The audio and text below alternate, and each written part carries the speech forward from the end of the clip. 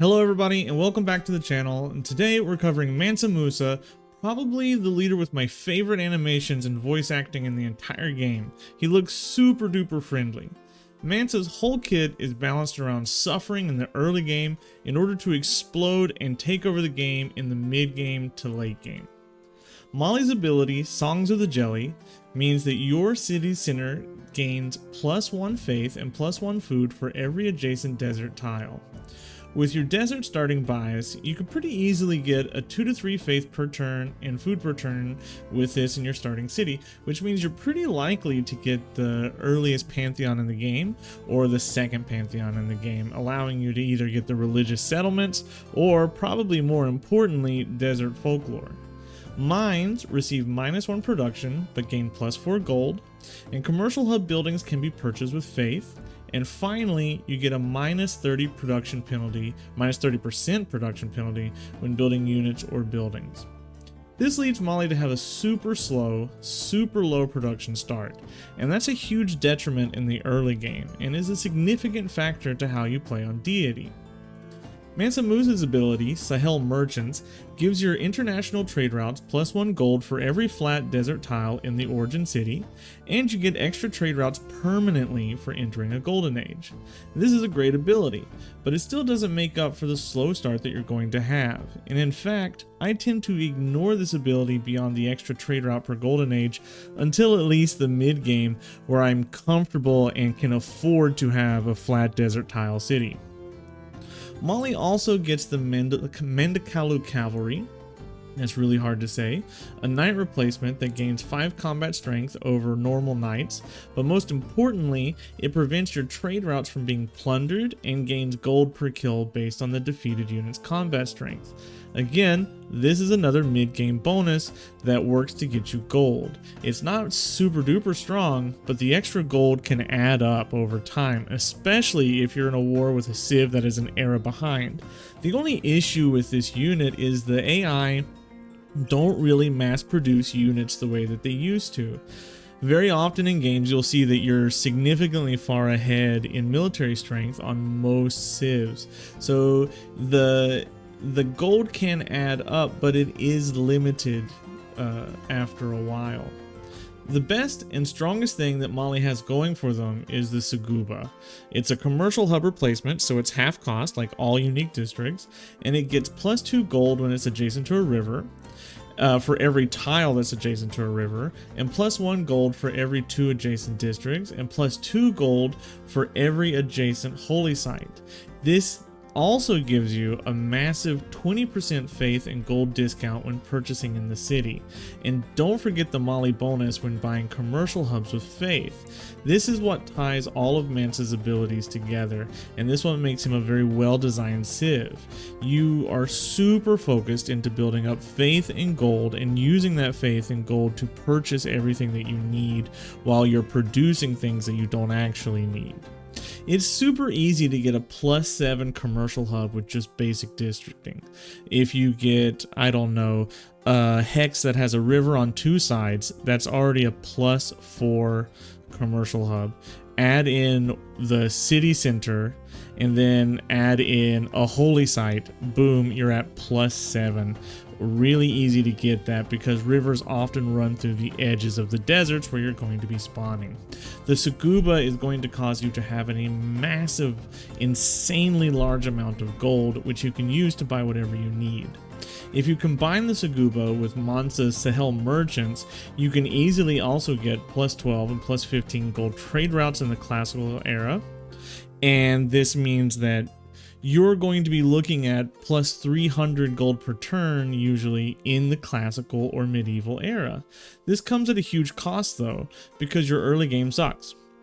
And it's going to take you 10 turns most games to get your scout out, the first thing that you build, and you cannot afford to produce things that you don't need. When playing as Molly, it is important that you don't fall for Mansa's ability as a trap and don't focus on creating desert cities. It is better to settle beside the desert so that you can get a strong holy site, but don't worry about those flat desert tiles because what you need is to survive the early game, and you're going to need food and whatever production you can get to do that. Yes, you're going to have a lot of gold, but you're not going to be able to buy units that are strong enough early game to make you survive. What you need is to be able to produce walls to survive that early game. I usually settle beside the desert and aim for 2 to 3 faith and food in my city center, and I don't care about those flat desert tiles until later in the game. I usually build my settler as my second build because it takes so long to get that scout out, and I need the scout to help me find natural wonders to boost astrology.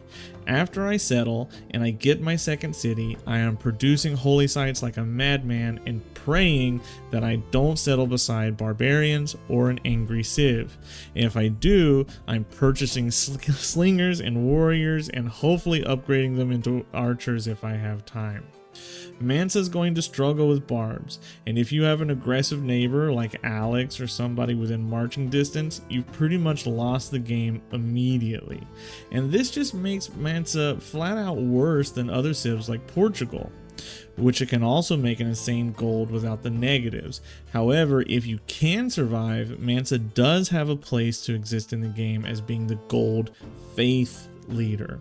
If you can survive, if you can get the desert folklore as a pantheon, which is almost guaranteed with your faith per turn, if you can get to a monumentality classical age, which could be pretty easy, you will explode out onto the map in an amazing fashion. You'll buy your way to victory, and once you get to where you have 3 Seubas and holy sites, you don't have to build anything except for city walls and heroes and wonders. You'll be purchasing out your entire build queue pretty much every turn. To me, Mali works best as a religious victory civ due to your discounted faith purchasing and the amount of faith that you're going to have from just having 2 or 3 desert cities. Combine your faith discount with the follower belief that gives you cheaper missionaries and apostles, and you're going to have your religion enhanced and waves of missionaries by the medieval period. However, you don't get a bonus towards securing a prophet, which is always super risky on the higher levels, so he only gets 9 out of 10 here. That bonus doesn't matter though, because you don't need a religion to benefit from your faith gain. Your faith allows you to buy market district buildings and armies with the Grandmaster's Chapel, meaning you can mass produce an army in the mid game that the AI can't really rival. Start buying your Mandakalu Cav and pillage up the AI to get those nice yields. Mali is a fantastic domination civ. Any civ that prints massive amounts of faith and gold can do domination very easily, and in this regard, I think that Mali is better than Portugal because Portugal can't really rival your faith output. The only issue is that your trade routes become less able to generate your gold since you're going to be an international pariah. But you're going to have the protection from your Mandakalu Cav, and you can trade easily with city-states, so 9 out of 10 there.